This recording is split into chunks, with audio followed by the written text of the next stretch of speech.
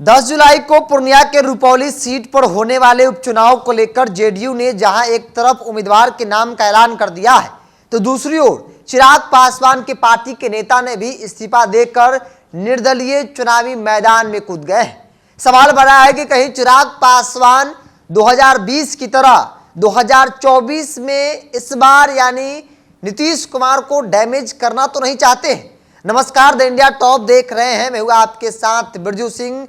रुपौली विधानसभा seat बीमा भारती के इस्तीफे के बाद सीट खाली हुई।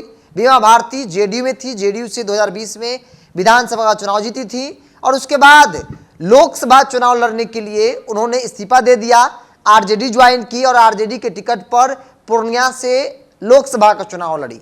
करारी हार हुई और वो सीट खाली हो गई है, जिस पर 10 जुलाई को वोटिंग होनी है।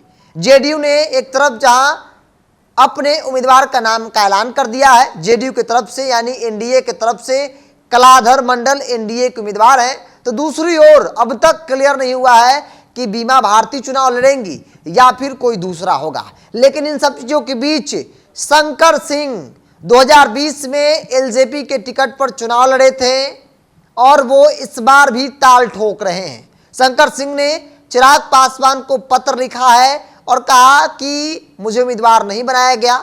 हम उम्मीद कर रहे थे कि इस बार मुझे उम्मीदवार बनाया जाएगा, लेकिन मुझे नहीं बनाया गया। मैं निर्दलीय चुनावी मैदान में उतरने जा रहा हूं और इसीलिए चर्चा हो रही है कि कहीं चिराग पासवान ने अपने नेताओं को यानी शंकर सिंह को इशारा तो नहीं कर दिया है कि आप चुनाव लड़कर नीतीश कुमार की पार्टी को न सिर्फ डैमेज कीजिए बल्कि चुनाव में हरा दीजिए। याद कीजिए 2020 का विधानसभा चुनाव, जहां जहां नीतीश कुमार की पार्टी यानी जनता दल यू चुनाव लड़ी थी, वहां वहां नीतीश कुमार को चुनाव में हराने के लिए, डैमेज करने के लिए चिराग पासवान चुनाव लड़े थे और उसमें वो कहीं हद तक कामयाब भी नजर आए थे। इस बार भी यही कहा जा रहा है, जो सूत्र बता रहे हैं कि शंकर सिंह अपने मन से नहीं बल्कि चिराग पासवान के इशारे पर चुनावी मैदान में उतरने जा रहे हैं। मतलब निर्दलीय प्रत्याशी होंगे शंकर सिंह। पिछली बार यानी कि 2020 के विधानसभा चुनाव के वक्त बेशक जेडीयू के बीमा भारती को सफलता हासिल हो गई थी, लेकिन दूसरे स्थान पर एलजेपी के शंकर सिंह थे। तकरीबन 46,000 वोट वहां से महागठबंधन से सीपीआई चुनाव लड़ी थी और इस बार भी कहा जा रहा है कि संभवतः सीपीआई चुनाव वहां पर लड़ेगी। तो शंकर सिंह ने ऐलान कर दिया है, रुपौली के विधायक भी रहे शंकर सिंह, पार्टी के बड़े नेता हैं और एक लंबे वक्त से रामविलास पासवान के जमाने से वो चुनाव लड़ते आ रहे हैं।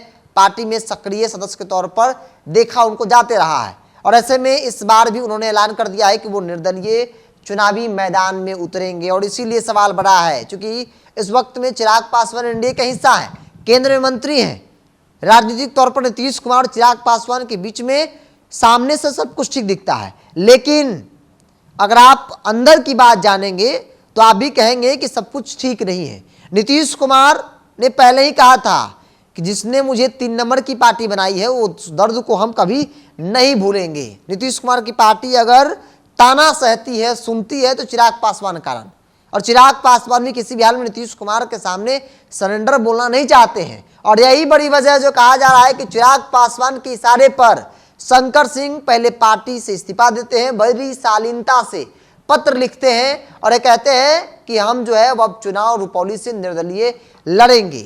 और कहा भी जा रहा है कि अगर शंकर सिंह चुनाव लड़ गए तो फिर सबसे अधिक नुकसान अगर किसी को होगा तो वो जनता दल यू एनडीए गठबंधन को होगा, क्योंकि एक तो पासवान चूंकि पासवान की पार्टी में हमेशा रहे हैं, तो अगर चिराग पासवान का वाकई में मैसेज होगा तो जो उनका कैडर है वो शंकर सिंह के साथ आ जाएगा।